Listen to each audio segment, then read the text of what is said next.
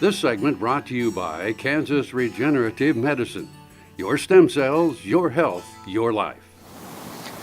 Hello and welcome to Horsing Around. I'm Dr. Chris Blevins at Kansas State University Veterinary Health Center, and today we're going to talk about heat and your horse.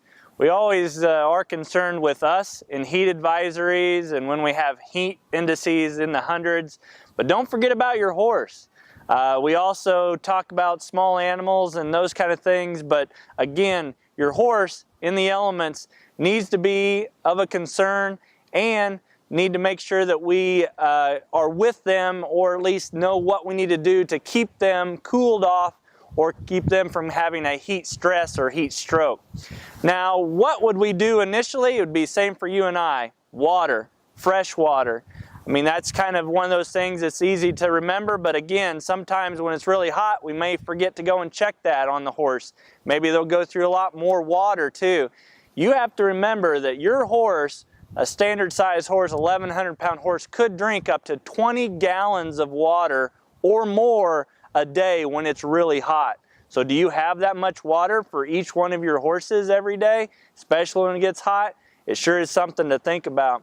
The other thing to think about for horses is as they commingle. You have to remember that water is one of those precious resources that a horse will guard. So a dominant horse could protect its water source and keep other horses from getting to that water tank.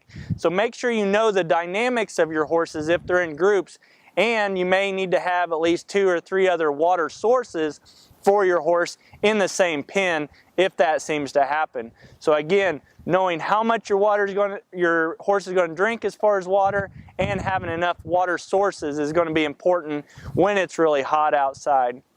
The other thing is electrolytes.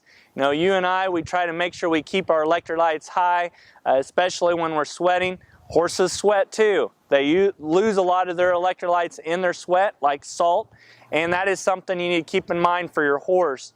Now, a horse, based on consumption, is usually just make sure they have a salt block available at all times, especially in the summer, because again, they're losing a lot of that salt in their sweat. Sometimes you can just add salt to their grain, but be careful, don't over add too much salt. Maybe just a tablespoon max is usually what's needed for a horse if you're going to add it to their grain. But the best thing to do is just a salt block, so they can just have access to it whenever they want it or crave salt. But there's other electrolytes too that they sure could be involved with. The other thing we need to remember is shade. Shade itself can actually take and drop the temperature by 10 to 20 degrees when it's really hot. So either have trees or access to barns or run-in barns that they could have with those things in different environments. In addition to those shades is airflow, fans. Kind of keep those things in mind too. Even when it's really humid, you got to have the wind to evaporate to cause for cooling. Now, if your horse is overheating, what will they show?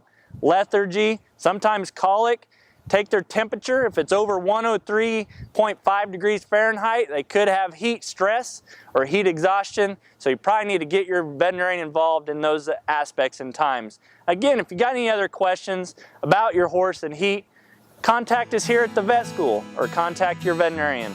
I'm Dr. Chris Blevins for Horsing Around, and we'll see you around.